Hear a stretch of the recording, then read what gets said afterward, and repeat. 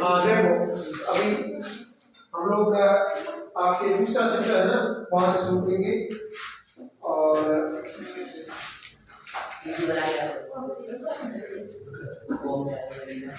जैसे ही दूसरा चैप्टर शुरू करेंगे और दूसरे चैप्टर के अंदर प्रश्न कहाँ से आएगा वो स्टार्ट करेंगे हम लोग, ठीक है।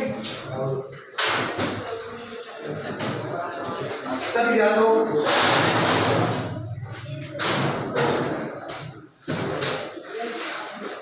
दूसरे चैप्टर का नाम क्या है?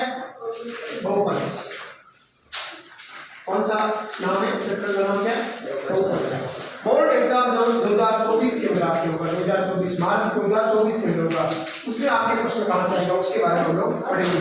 देखिए सबसे पहले हम लोग उस चैप्टर के अंदर 2.1 है, उसमें तो ऐसा कुछ आने वाला है नहीं, लेकिन जब 2.3 की तरफ चलते हैं तो उसके अंदर आपको याद करना पड़ेगा कि उसमें शून्य कैसे याद करते हैं। ये प्रश्न पक्का ही पक्का आके रहेगा, ठीक है। 2.2 का पहला प्रश्न है, उस प्रश्न के अंदर आपको दिया हुआ है कि आपको शून्य याद करना है। चैप्टर नंबर दूसरा 2.2 का जो पहला प्रश्न वो आएगा, शून्य कैसे याद करना है। सबसे पहले हम लोग सीखिए शून्य कैसे याद करना है। तो देखिए आपके प्रश्न है x स्क्वायर, पहला प्रश्न है x स्क्वायर -2x और -8, इसका शून्य याद करना है। शून्य का मतलब क्या होता है? शून्य का मतलब क्या होता है? जीरो। क्या होता है?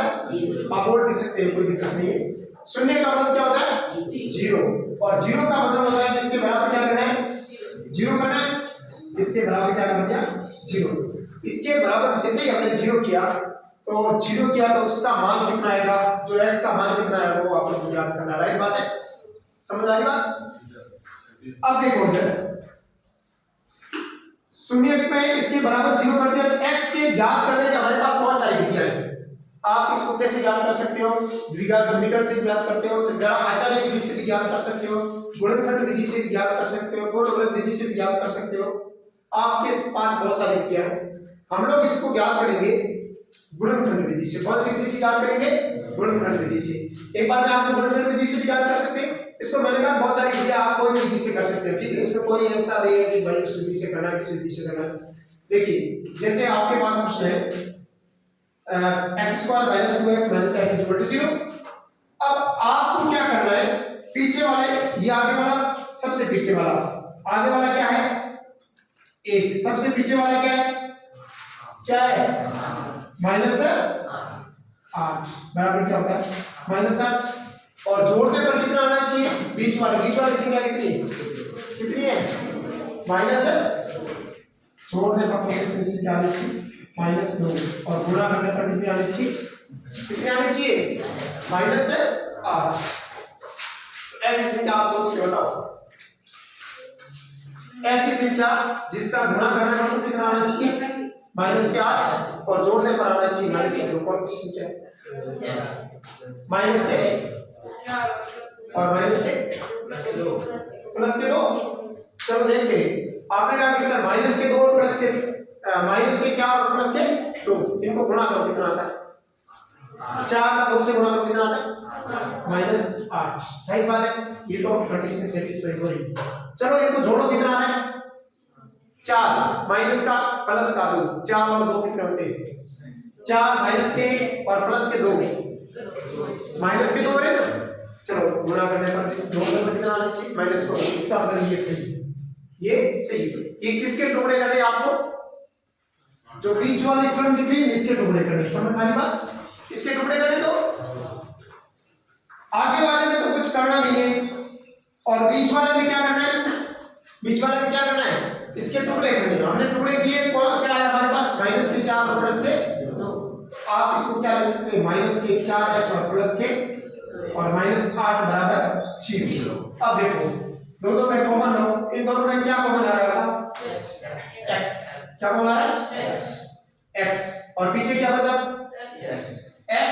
और इधर क्या बचा? x कॉमन आ गया, बाद पीछे क्या बचा? -4। और इधर क्या बचा? कॉमन आ रहा है। ये जो आई टर्म्स, ये जो पद आ रहा है ना, वो सेम का सेम इधर आना चाहिए। एक बार आपने यह सेम लिख दिया, चलो कोई बात नहीं। इसके अलावा यहाँ पर क्या बचा है? अरे x तो अंदर रह गया, पीछे क्या बचा? प्लस का 2 बचा ना।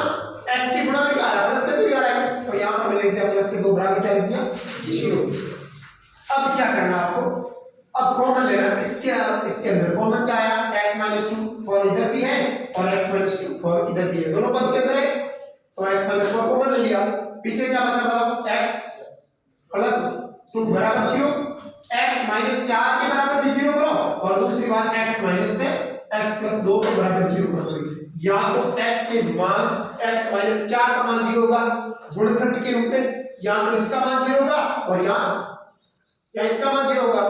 चलो इसका मान अगर हम लोग 0 कर दिया तो कितना आ गया हमारे पास मान 0 प्लस 4 और 0 में 4 तो कितना आ रहा है 4, एक का x का मान कितना आ गया 4 और एक कितना आ गया x प्लस 2 बराबर 0 हमने किया तो x को इधर पक्षांतर कर दिया तो माइनस का 2 आ गया।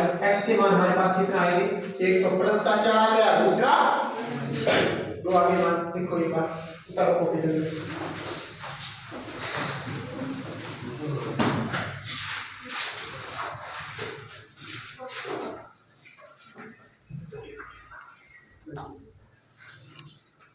वीडियो आपके पास